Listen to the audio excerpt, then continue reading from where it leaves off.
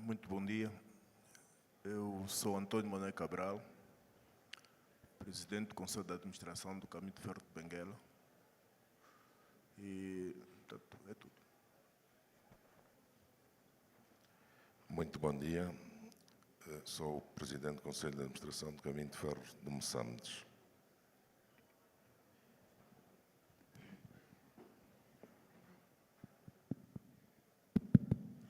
Bom dia. My name is Boaventura Nascimento Jesus Mahave. I'm a commercial representative of Mozambique Railways Company, CFM, but I was in better corridor. Thank you.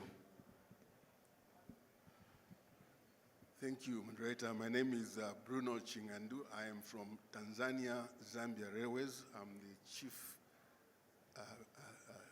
I'm the CEO, and Tazara is the shortest route to the Far East for all products that come out of the central province, the central regions of Africa, like Zambia and the DRC. You cannot beat Tazara at all with the Dar es Salaam port. Thank you. Good morning. I'm Zishan Khalid from PRASA, the Passenger Rail Service of South Africa. I'm in the corporate EPMO office. Okay, I'm gonna hand over. He's not Tsepo, but he's representing Tsepo, the CEO of Gautrain.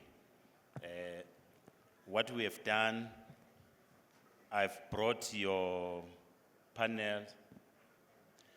They've introduced themselves. Who are they coming? What are they all about? You can take it from there, sir. Thanks. Good morning, ladies and gentlemen. Apologies for the confusion. The CEO of the Gautrain's just running a bit late, so he's asked me to step in his absence. By way of introduction, my name is Jared Gray. I head up investments and strategy at the Gautrain Management Agency, and I'll be moderating the panel this morning. Good morning to the panelists, and thank you for making the time as well. In preparation for this, there's a couple of themes I'd like to touch on just in respect of rail customer focus and service excellence. And I'll address the questions to each of the panelists individually. Zishan, dealing with the theme of service excellence, in your view, what are some of the primary focuses and factors that customer satisfaction plays in running passenger railways from your experience in PRASA?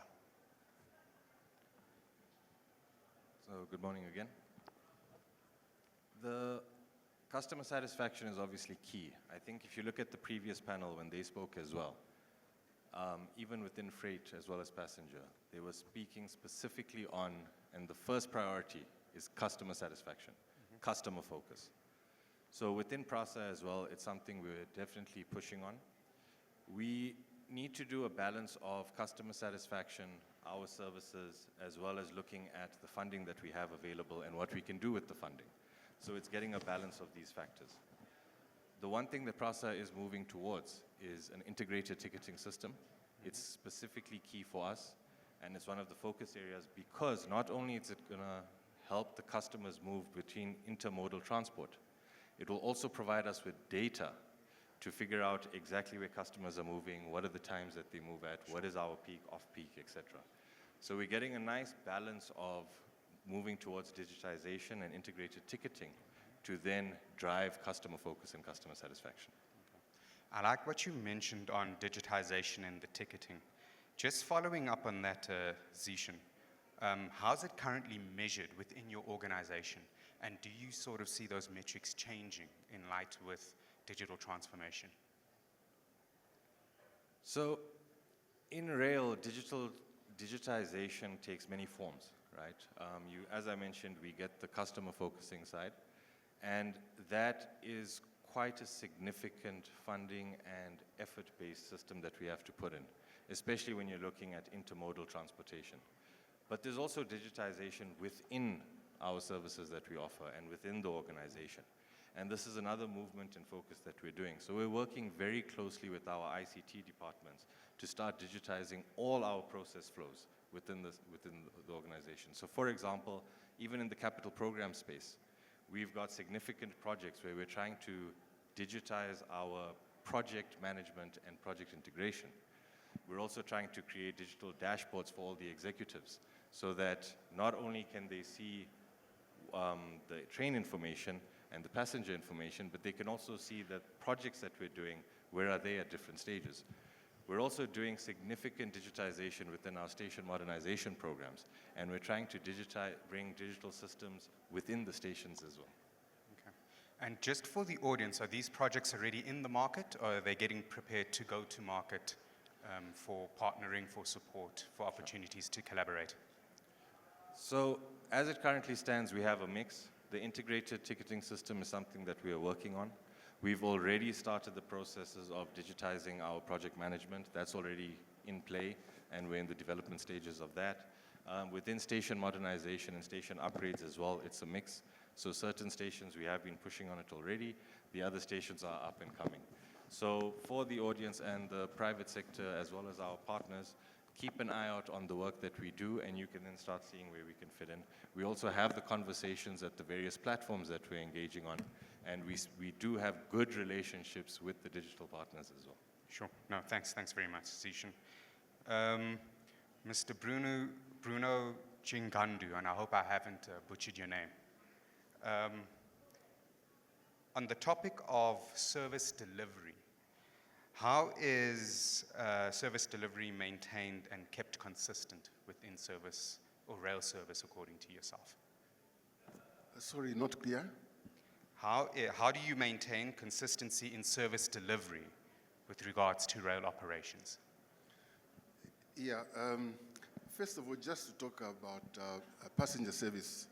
You see, the passenger service is one of the trickiest part of a business of the rail transportation, in that this is the one service where the good lords itself complains a lot, doesn't want to pay for the services that is given to the level that it is supposed to be paid for. Although this is a difficult service, an expensive service, we as rail operators do not get the returns that we're supposed to get from this service. Specifically on Tazara, for example, we've got 4 services. 2 services are for cross-border services from Zambia to Kapirimposhi, Zambia, into Dar es Salaam. And 1 service is for the commuter, and 1 service is local. But when you look at the competition that we face, for example, on the long services, we've got the road services, which are, the road services by the buses, which are parallel to the trains. Sure. That creates a very big competition and a very big challenge. On the shuttles, we find that you are doing the shuttle trains, huge numbers of people that you move at very, very low prices, because this is required by government. This creates a lot of challenges for us as the operators in Tanzania. Okay, no, thank you very much for that comprehensive answer. And just as a follow-up question, how do you handle service disruption, and what contingency plans do you have in place to ensure that services remain consistent and excellent?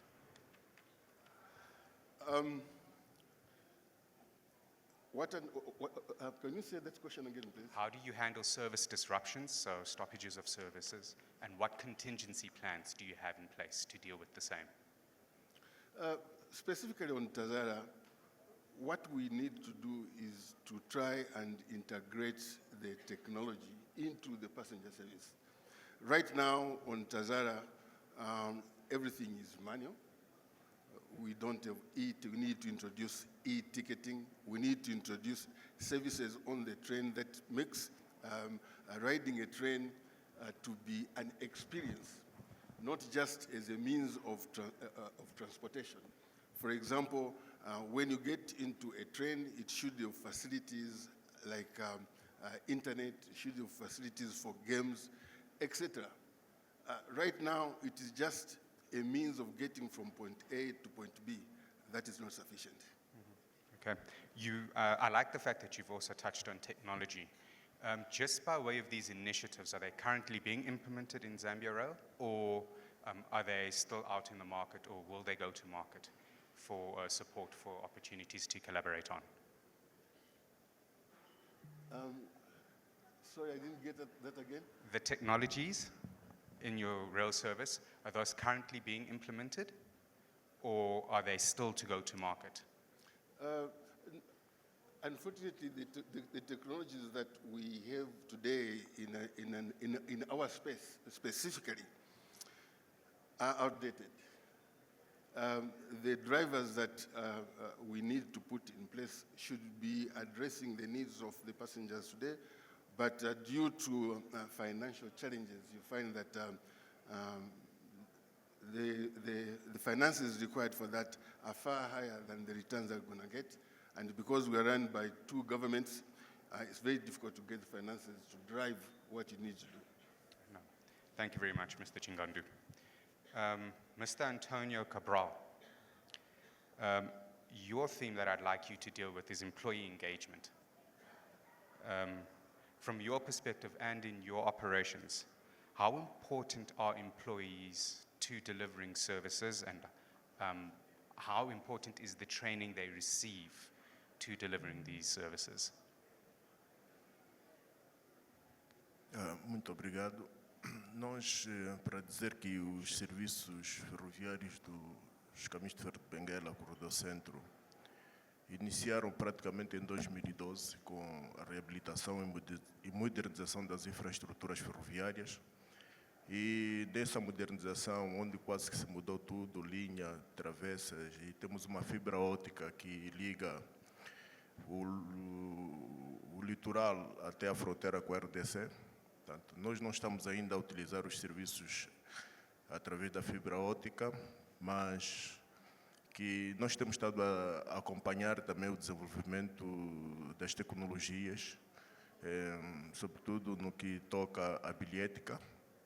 E, portanto, usamos os PDAs para a venda de bilhetes dentro dos comboios, mas que, portanto, nós estamos a acompanhar a dinâmica do desenvolvimento. Just as a follow-up question, sir, how do you ensure frontline staff are empowered to make decisions which benefit the customer? Bom, a nossa atenção está virada para a satisfação dos clientes, tanto que em Angola temos uma máxima que diz que o cliente tem sempre razão. Então, em virtude desta máxima, quer dizer que todo o nosso trabalho é feito, tanto nos posicionando para melhorar os serviços ferroviários de transporte. Para dizer também que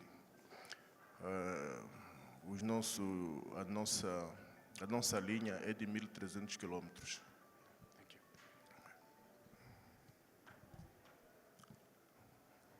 Portanto, a nossa linha é de 1.340 quilômetros, onde nós desenvolvemos as nossas ações de transporte de pessoas e bens. Portanto, a nossa missão está virada para o transporte de passageiros e pequenos volumes. E, portanto, nessa extensão de linha, que é bastante grande, que é do corredor do Lubito, nós temos, portanto, aglomerados populacionais ao longo de 4 províncias por onde passa a linha. Então, é um grande desafio para nós podermos atender as necessidades dos passageiros nesses troços. Tanto que nós temos comboios no ramal de 30 ou 41 quilômetros, onde estamos a realizar comboios urbanos, e onde movimentamos cerca de 3.000 passageiros dia. E também temos o serviço de passageiros ao longo da extensão de 1.440 quilômetros, onde temos 4 4 serviços. Portanto, os comboios estão escalonados por zonas. Portanto, é esse grande desafio em que temos que prestar serviço a estas pessoas que procuram pelos nossos comboios. Okay. No, thank you very much. Last question for you, Mr. Cabral. What mechanisms are in place for employees to get feedback from the customers to improve their service? Bom, os mecanismos que nós usamos, temos uma bilhética informatizada, sim. Portanto, a venda de bilhetes para os passageiros é controlada através de computadores, é informatizada. Então, nós temos, portanto, os comboios, portanto,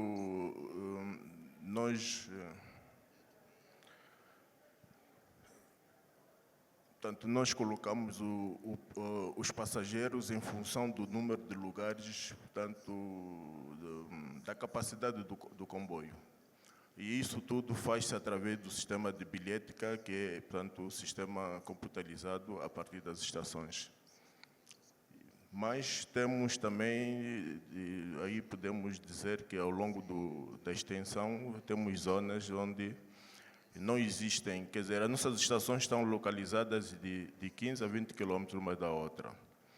E então, muitas das vezes, nós temos pessoal que atende os passageiros dos comboios, que são os revisores, e nessas estações, e à medida que os passageiros vão entrando, dentro do comboio temos o pessoal com PDAs, que vendem os bilhetes aos passageiros, é assim que nós controlamos, portanto, a venda e, portanto, o controle dos passageiros dentro do circuito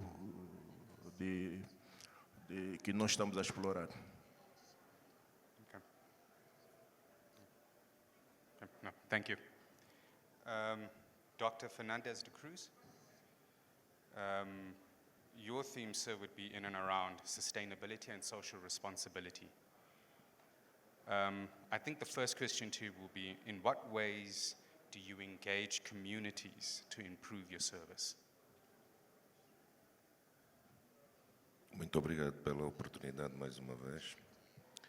A nível do Caminho de Ferro de Moçambique, a comunidade está inserida, portanto, junto da nossa instituição e a nossa junto da própria comunidade. Portanto, a troca de serviços é feita. Nós, a nível, portanto, de assistência à comunidade, oferecemos serviços de transporte suburbano e urbano. Em 2 províncias, nós somos servidores de 3 províncias. Estamos muito aquém ainda do pretendido do serviço prestado às comunidades. Portanto, o nosso objetivo e o objetivo do Governo Central neste momento é a aquisição de DMUs para o serviço suburbano e urbano. Dentro desta vertente, portanto, iremos sim servir aquilo que se pretende para podermos aproximar mais as comunidades. Ainda neste aspecto, portanto, Angola está na fase de estudo, vai adquirir novas DMUs, que serão naturalmente distribuídas pelos 3 caminhos de ferro. A nível do nosso, nós prevemos e temos vindo a trabalhar na assistência permanente no suburbano. Pretendemos aumentar, e porque estão a crescer cidades novas nas nossas 3 províncias, pretendemos alargar este corredor para dentro das comunidades para melhor servirmos. No, thank you very much. What measures are currently being taken to ensure that your services are environmentally friendly?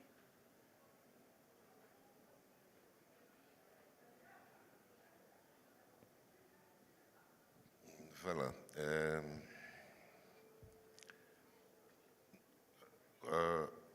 A prestação que nós fazemos, que pretendemos alcançar, desde o atendimento ao público, digamos que, da mesma forma como o Caminho de Ferro de Benguela, temos o sistema integrado de venda de bilhética, porque temos também fibra óptica lançada de um ponto a ponto, temos 864 quilómetros percorridos com fibra óptica também.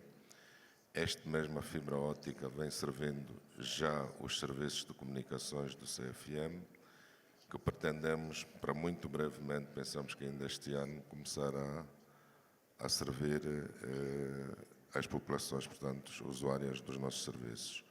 Portanto, vamos oferecer fibra óptica às várias entidades que percorrem por onde nós passamos. Tantos, em princípio, estamos servidos. No, thank you very much. All right. And I think it's Mr. Zorinda from CFM. Your theme, sir, will be innovation and improvement. What innovative practices is CFM currently exploring to improve customer experience?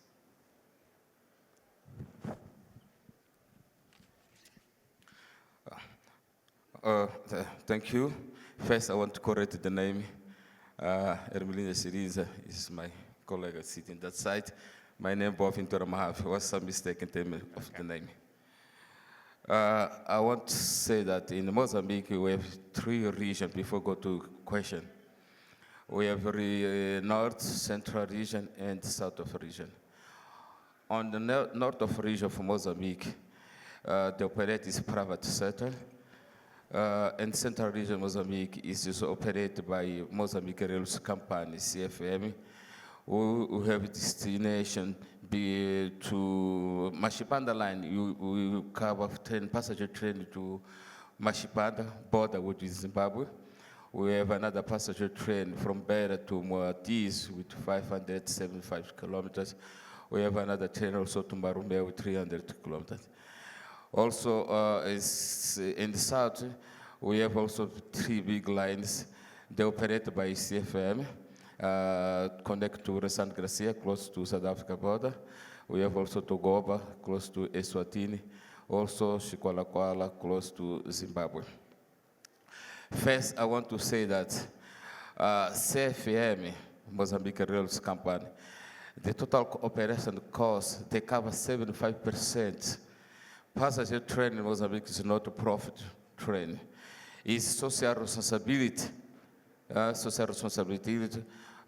CFM support.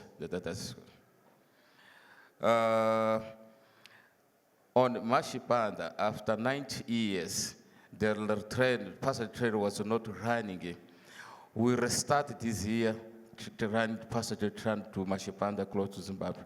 Why was not running passenger train in this line? Because it was bad condition of the line. At the end of last year, I told yesterday, or I talked yesterday, that was inaugurated the lane, we upgraded the lane, but now the lane is much safer. That's the reason we return on passenger train. In terms of service, we are using first, second, and third class. Also, you use the MU to transport the passenger in those lines, all those lines.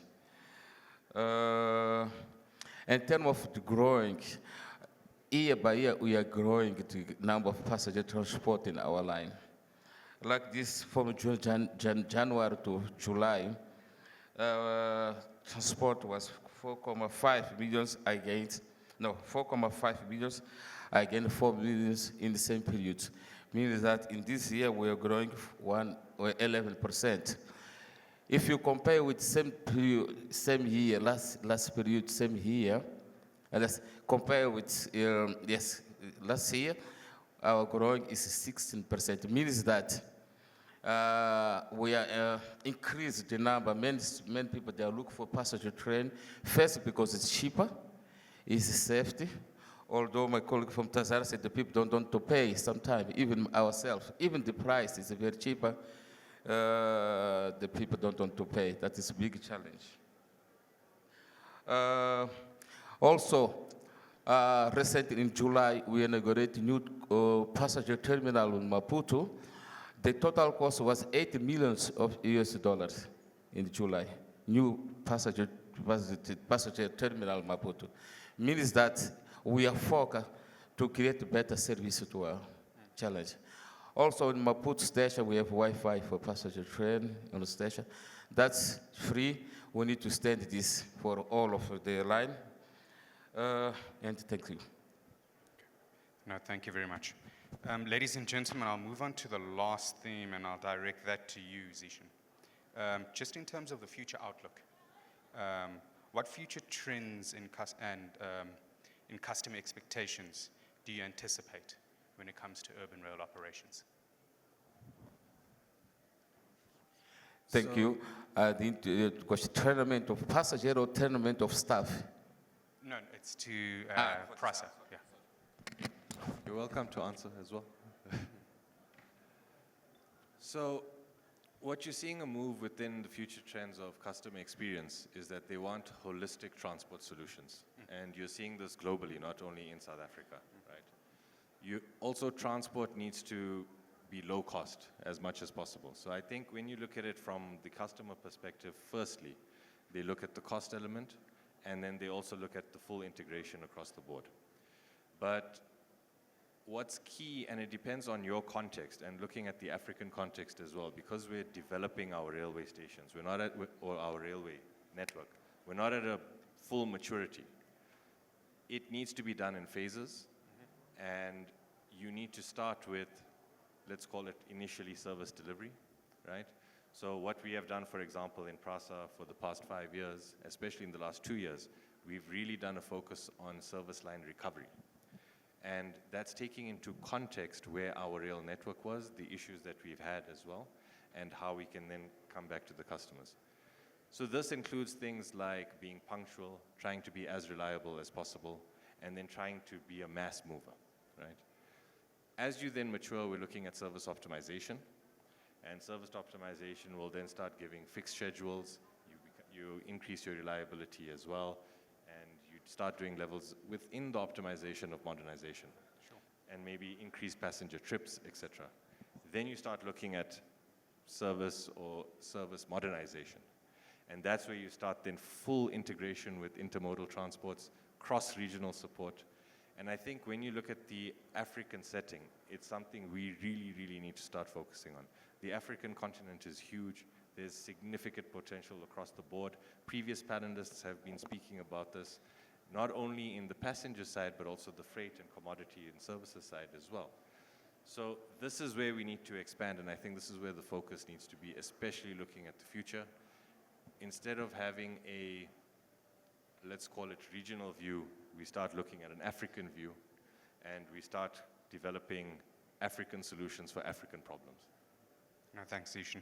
I think maybe then the last question for the session this morning to yourself. You know, I think, the environment that we're operating in is very harsh at the moment. Cost efficiencies, cost containment, and service excellence are typically two sides to the same coin or opposing forces. How do you balance the two, or rather ensure that you can maintain your costs while improving service delivery and enhancing your service? So I think the context here to also understand, not only in the African environment, we have difficulties in funding. We have difficulties because rail is also quite heavy capital intensive, basically operations. And there's also a high level of maintenance costs that are also required. So one of the areas that we look at when we're trying to balance this is we look at the entire life cycle. So and I think previous panelists yesterday, they were also speaking about this, where you can't just look at the capital outlay that you're putting and go for the cheapest solution. Sure. You need to actually look at the total life cycle cost so that your assets actually stretch as far as possible. And we've been doing this at PRASA. If you look at our general overhaul programs, we've been looking at trying to optimize and extend our assets as long as possible. But it's always a difficult thing to do. There is an element of revenue that we generate from our services, but as the previous panelist member has also mentioned, it's not like freight and commodity services, right? passenger rail, it's not a profit-making situation.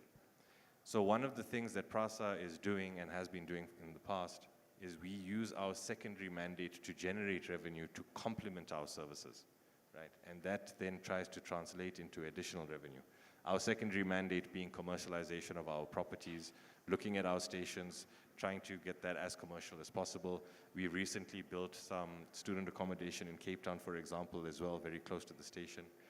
So these are the aspects that we try to look at, and it's quite complicated. It takes a lot of revisiting, so you can't just have a fixed program looking at a 10-year profile. You need to look at the short term and the medium term as well, and keep coming up with new innovative ways to manage this. No, thanks very much, Sishan. And thank you very much, gentlemen, for your time this morning. MC, I don't know if you've got a bit of time for questions from the audience, or am I running behind? Okay. We can take 2 questions from the audience if there's any questions.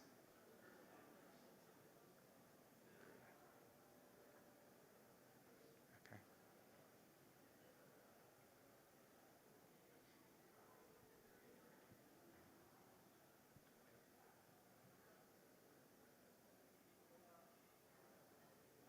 Is it opening? All right. Maybe just to find out from your panelists, yes, we do have this vision and objective to pursue less carbon emissions within the African continent, and context. But how do we find a balance between pursuing all these ambitions and also just having to face with the realities and where we at? Because if we compare what the West have and how far they have come, they're so advanced, we're trying to reach those levels, but yet there are certain issues that we need to address and still a challenge, such as the use of coal and other means. Thank you. Mr. Cabral, if I could ask you to answer that. Para dizer que o nosso governo tem estado a trabalhar para que os serviços ferroviários sejam rentáveis. E nesse contexto, o Caminho de Ferro de Benguela hoje é um operador e, portanto, somos 2 operadores nas infraestruturas com serviços divididos, em que o Caminho de Ferro de Benguela ficou com a responsabilidade do transporte de passageiros e de pequenos volumes. Então, é uma experiência nova que o governo, portanto, identificou para que os serviços ferroviários um dia sejam independentes dos subsídios operacionais. É uma experiência pioneira que está sendo implementada e certamente que dará frutos. Então, neste contexto, dizer que o nosso serviço está orientado só para a satisfação de passageiros. Okay, thank you. One more question. One more question from the audience. Yes, thank you. That is more for Caminhos de Ferro de Benguela.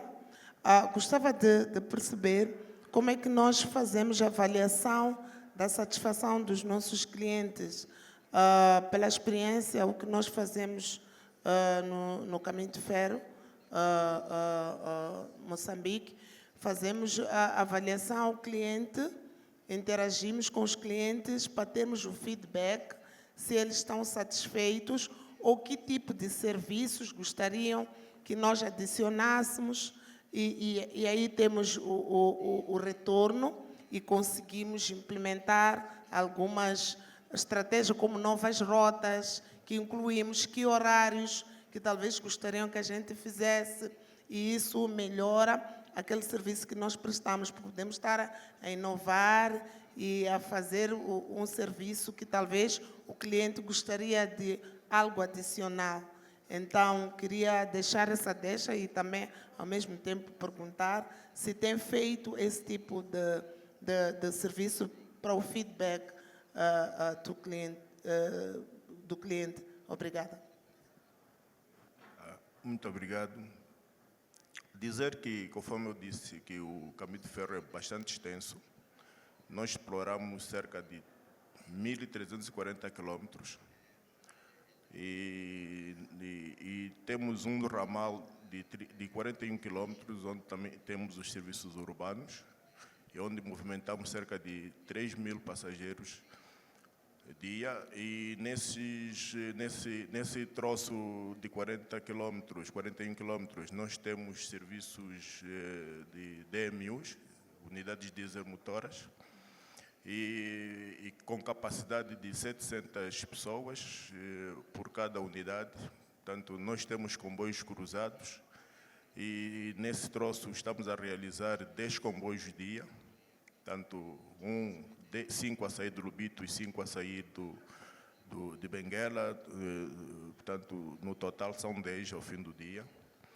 E, portanto, e também temos serviços ao longo do troço de 1.340 quilômetros, que, portanto, nós temos um comboio expresso, né, que liga o Lubito até o Luena, são aí cerca de 900 quilômetros. Portanto, esse comboio expresso não tem paragem em todas as estações, ele para nas sedes das províncias, portanto, sai do Lubito, para no Ambo, para no Cuito e depois vai parar no Luena, é a última estação, e temos outros comboios que param em todas as estações. Portanto, nós temos um comboio que sai do Ambo, que vai até o Luau, a fronteira com a RDC, e temos outro comboio que sai do Cuito, que também chega até o Luau, e temos um comboio que liga Luena-Luau. Mas aqui para dizer que os nossos serviços, nós temos cerca de 600 quilômetros, não temos uma estrada paralela à linha. Aqui podemos dizer e podemos comparar os nossos serviços com um triângulo das necessidades fisiológicas, é que nós estamos na base, em que as pessoas têm mesmo necessidade de se movimentar de um ponto para o outro. E nós temos que atender essa necessidade de mobilidade populacional, sobretudo nos 600 quilômetros, que é do Luau até o Cuito, onde não existe uma estrada paralela, porque nos outros 600 quilômetros, assim, digamos, que é o Planalto Central e o Litoral, aí há estradas. Então, as pessoas só querem sair de um ponto, que é o Luau, e atingir o Cuito, e depois daí temos as outras modalidades, né, intermodalidade, que aí funciona, tem autocarros, as pessoas apanham os autocarros e seguem o seu rumo. Portanto, é um serviço bastante... não é fácil, tanto atender, mas que nós, por exemplo, neste momento identificamos que há necessidade de colocar um outro comboio expresso que vai ligar o Luena até ao Ambo. Porque, assim, os passageiros, conforme no triângulo das necessidades fisiológicas, né, à medida que as pessoas vão se desenvolvendo, vão exigindo. E também o que está-se a passar com os nossos passageiros. Quer dizer, de princípio, eram necessidades fisiológicas eles poderem se deslocar de um ponto para o outro. Mas hoje, à medida que as pessoas vão digamos, evoluindo no seu estatuto social, né, eles também começam a exigir melhores serviços. Então, já não querem estar a andar, a estar num comboio que demora muito, que vai parando em todas as estações, vai carregando, vai descarregando. Então, eles querem estar num comboio rápido. E, neste sentido, conforme eu disse, que nós temos um troço de 600 quilômetros, onde não tem estrada, né? O meio de comunicação é o comboio. Todas as pessoas obrigatoriamente têm que se deslocar de comboio. Então, aí nós estamos em função da procura também, né? E em função da evolução do estatuto social das pessoas, é nesse troço onde vamos colocar um comboio rápido para atender a demanda. Não sei se... Obrigado. Thank you very much, panelists. A very interesting discussion.